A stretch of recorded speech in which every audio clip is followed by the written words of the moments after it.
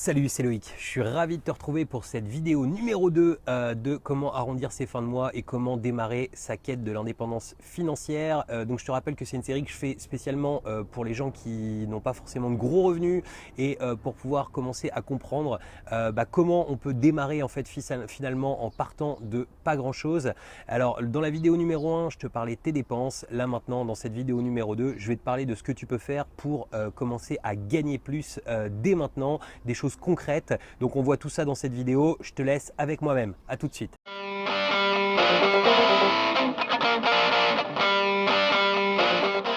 Donc, on a vu dans la première vidéo, si tu ne l'as pas encore vue, je t'invite à aller la voir avant celle-ci, comment tu allais pouvoir arrondir tes fins de mois via tes dépenses. Et maintenant, on va voir comment arrondir tes fins de mois via les recettes.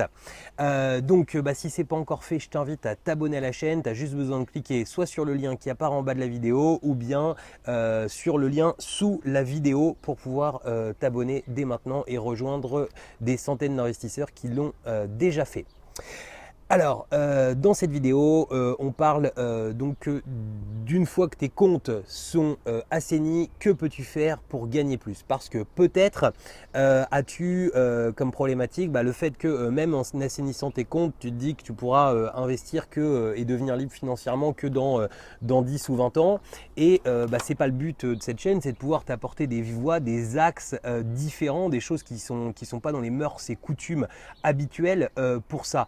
Et donc, peut-être également tu as tout simplement l'envie de gagner un peu plus et puis même si ton but n'est pas forcément de devenir indépendant financièrement et que tu regardes cette vidéo, tu as peut-être l'envie de savoir ce que tu pourrais mettre en place pour pouvoir gagner plus.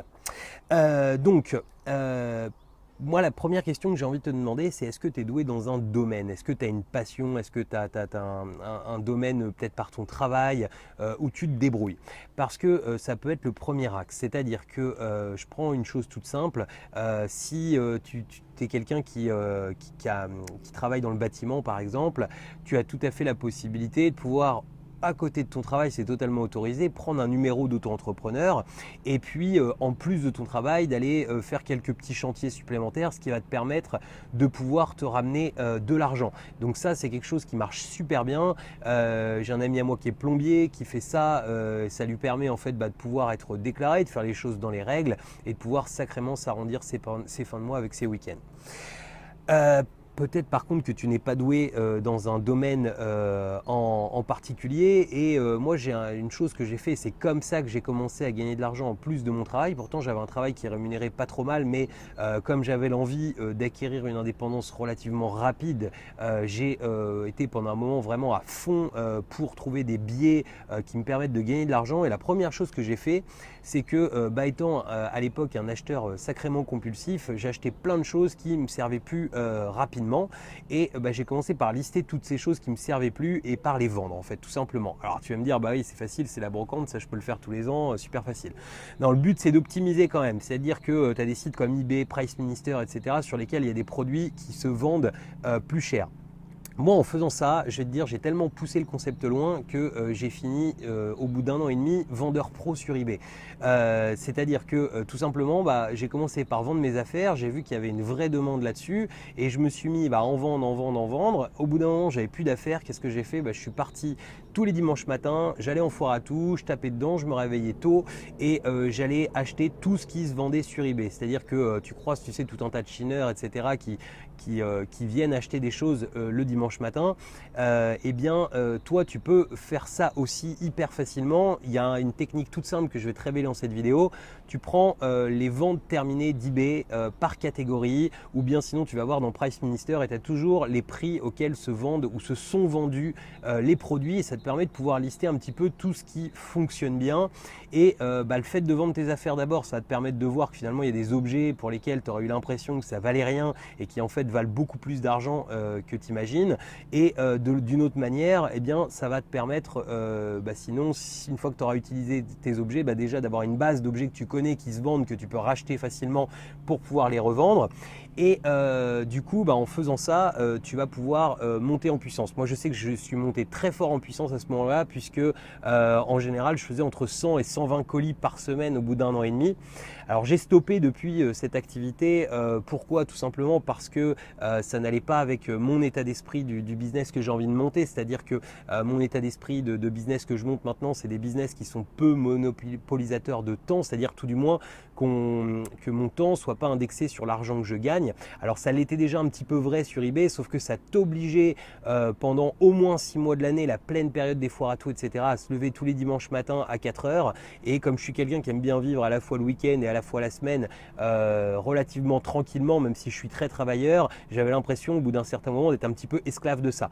Donc c'est pour ça que j'ai stoppé, mais je peux te dire que ça, c'est quelque chose qui marche très très fort. Je t'invite tout à fait à le faire si tu es dans cette phase d'ascension vers ton indépendance financière. Ça peut être un super bon biais, le fait d'acheter et de revendre tout simplement des produits comme ça.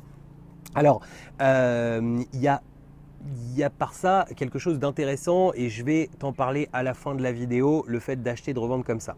Après, il y a encore d'autres biais. Tu peux tout simplement, il y a plein de sites qui aujourd'hui proposent du service entre particuliers, c'est-à-dire du service, c'est-à-dire des gens qui ont quelque chose à proposer et d'autres qui vont réaliser, que ce soit des services de repassage, de bricolage, etc. Et bien ça, tu peux tout à fait t'inscrire sur ces sites et proposer tes services. Tu verras que tu auras la possibilité de prendre déjà un peu d'argent.